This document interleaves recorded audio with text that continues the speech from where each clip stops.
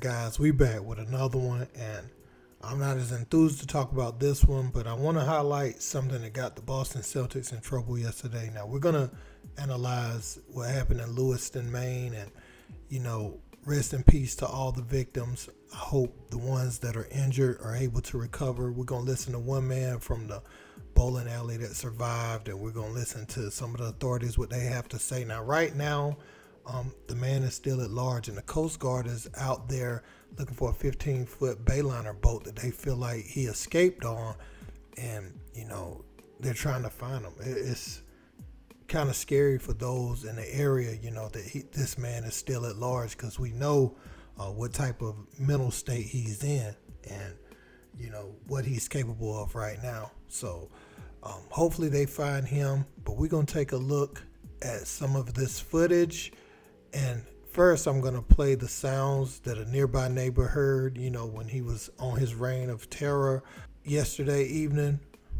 But also, we're going to listen to the authorities. Like I said, let's check it out.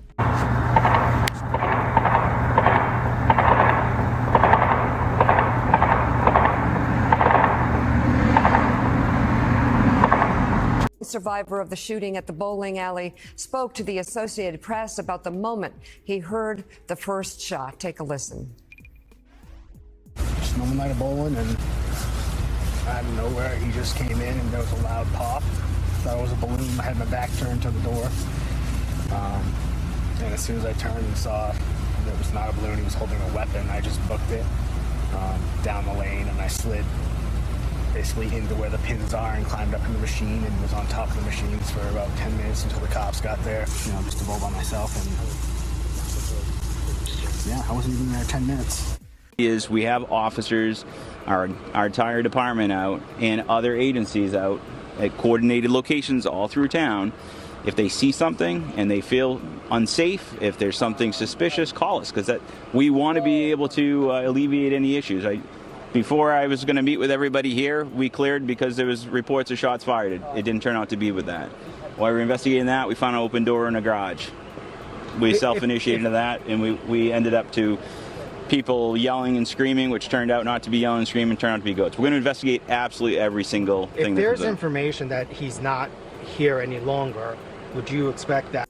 What makes this even crazier is that Robert Card was in the Marines, and it's always eerie when the country's government train these people up, and that's probably why it's so hard for them to find him now. He's not leaving many traces of what he did, not like a novice would, you know what I'm saying? They'll be able to eventually find him if he's still even alive at this point, but he used that training to his benefit for sure, and he was doing what he was doing with precision, and that's just sickening, man. Now, moving right along to what the Boston Celtics posted. They posted their thoughts and prayers were with the people of Lewiston, Maine, but they put the score to their game up, at a time like that. And, whoever's running that page for them, that's something you just absolutely cannot do. You cannot put your score up when referencing something like that, because it holds no importance or significance when human life is lost. I understand a game was going on at the time, but if you're gonna have to put that, then don't put anything at all. Nobody wouldn't have even thought of the Boston Celtics if they didn't put anything at that time from their official page. They would probably just look for individual players and different others to speak out against it, or have some kind words to say to the people that lost their lives or are still fighting for their lives right now. But when you go and you put your score to your game up, it's like you're using the media attention and the tragedy to kind of promote your team, and the message that's sent is pretty sickening. Now, I don't know if the individual made an honest mistake or not, or just a poor, I can't even call it a mistake because they intentionally posted, but just a poor error in judgment. It just seems like it's that. I don't think the person behind it meant anything malicious, but to do that in real time is kind of crazy. You just that's one where you could even use the team colors, but you have it like in a postcard form, and you just have some words going across it saying our thoughts and prayers to the people in Lewiston, Maine. But you don't use that to plug in your sports and, you know, showing your star player and that you won a basketball game, because, you know, that's really ill. I think somebody probably lost their job behind that.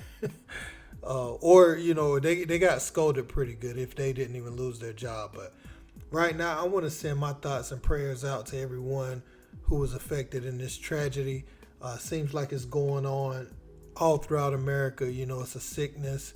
And the thing that's weird and always alarming about this is, you know, especially for us who have families. I know when I was younger and I didn't have a family, I knew these types of things could happen, but it's one thing you're responsible for yourself, but when you're sending your kids out to school or extracurricular activities and you have a spouse, you know, a wife or a husband, is very scary, because you, in the back of your mind now, you always have that feeling that people that you love could be taken off this earth, and not just like a car accident or something that's always kind of happened in our lifetimes, but just someone coming in on the random, just letting off. And I want to, everybody that's listening to this video, I know this took a little bit of a different path. I want to send my prayers out to you guys and my thoughts and your families, and I hope y'all are covered. And I don't want to see this happen to really anyone, but since you all are in here, anybody that comes in here, I'm praying for you guys, man, and I hope that we can make the decisions and that harm doesn't come our way. We don't go into places where things like this could happen. Now, those people were in the bowling alley, so I'm not saying those people, you know, they didn't do anything wrong. They were just out to have fun. But I'm just speaking more to other people, like, you know, going to certain establishments where we know that type of behavior is in the air. But I'm hoping everybody stays safe, man. This is really close to my heart, so I'm a little emotional about it, man. So I hope you're able to keep, you know, your full family intact, and hopefully, man, this can cease, you know, even though I know it probably won't, you know. I'm hoping that, you know, we put the proper things in place so it can subside a little bit, at least, you know, because this is becoming the new pandemic, you know, and that's sad. But let me know what you guys think in the comments. Don't forget to like, share, and subscribe. Till next time, peace.